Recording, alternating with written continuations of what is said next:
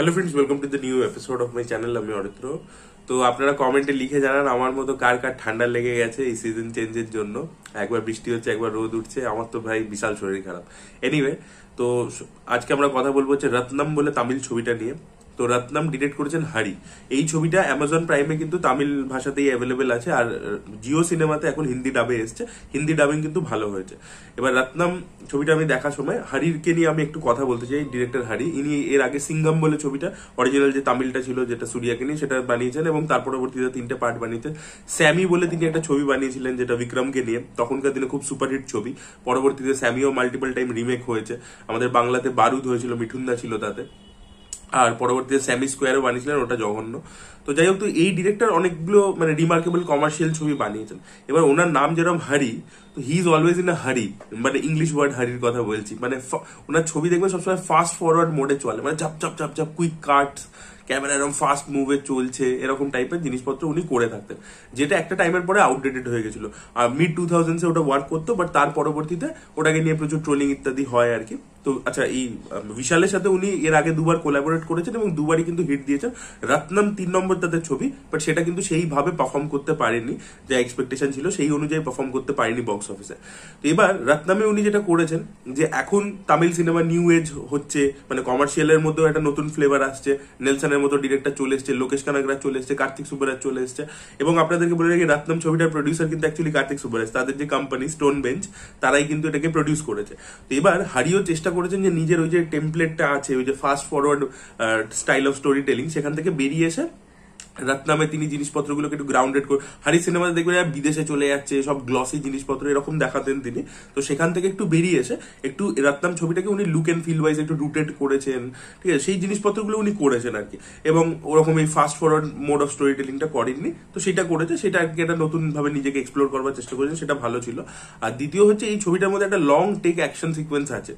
বিশাল ওই মেয়েটাকে নিয়ে, মানে প্রিয়া ভবানী শঙ্করকে নিয়ে পালাচ্ছে, গুন্ডাদেরকে মারছে, ক্যামেরাটা কখনো হ্যান্ডেলডে আছে, কখনো সেখান থেকে ড্রোন হয়ে যাচ্ছে, পুরোটাই ওয়ান টেকের মধ্যে। তো সেই সিকোয়েন্সটা কিন্তু খুব ভালো করে ডিজাইন করা হয়েছে।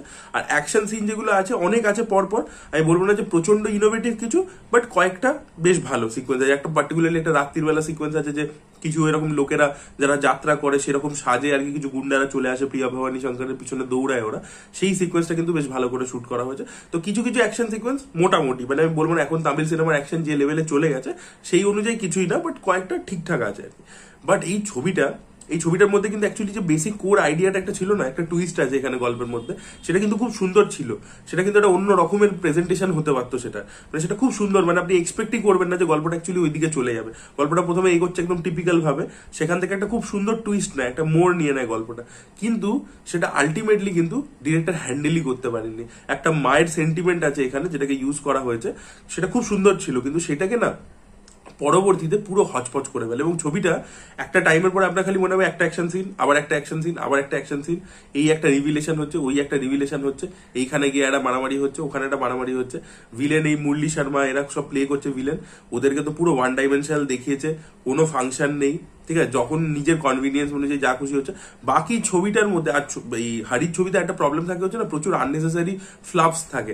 এখানে কমেডি করিয়েছে যোগী বাবুকে দিয়ে, এবার যোগী বাবু যেহেতু মানে অভিনেতা ভালো, তাই জন্য কিছুটা পুল অফ করে দিয়েছে। বাট বাকি যারা কমেডি করছে সেগুলো লাউড করে, বিটিভি গণেশকে নিয়ে নিয়েছে একটা কমেডি সিনের জন্য, ছোট সিনের জন্য। তারপরে দেখবেন একজন টাকলা করে, একজন কালো করে লোক থাকে তামিল সিনেমাতে কমেডি করে, ওকে নিয়ে নিয়েছে। এরকম প্রচুর লোকজনকে ওরা ঢুকিয়েছে আননেসে। তো আপনার ছবিটা দেখার সময় মনে হবে, মানে 2.5 ঘন্টার ছবি, আপনার মনে হবে আননেসেসারি সিন প্রচুর ভর্তি আছে, কমেডি ইত্যাদি। তারপরে হচ্ছে জিনিসটা একটা টাইমের পর না, মানে মেন যে গল্পটা সেটাকে হ্যান্ডেলই করতে পারছে না।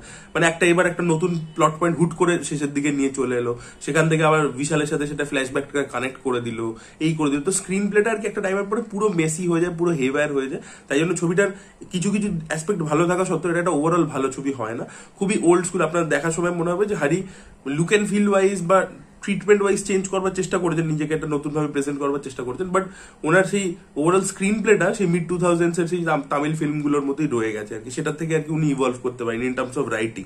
তো সেইখানেই আর কি ছবিটা মার খেয়ে যায় বেসিক্যালি। তো আমার রত্নম আমার মনে হয়েছে যারা মানে কিছু ওই হয় না টাইম পাস সিনেমা, মানে আপনি টিভিতে একটা চলছে, আপনি দেখতে দেখতে কিছু খেয়ে নিলেন, আবার বন্ধ করে দিলেন, পুরোটা দেখলেন না, ওই টাইপের একটা সিনেমা হচ্ছে রত্নম। তো আপনারা যদি কেউ দেখেছেন তাদের কি বক্তব্য অবশ্যই কমেন্টে জানাতে পারেন। এই ভিডিওটা ভালো লেগে থাকলে লাইক করুন, শেয়ার করুন, চ্যানেলটিকে সাবস্ক্রাইব করতে ভুলবেন না। Bye bye.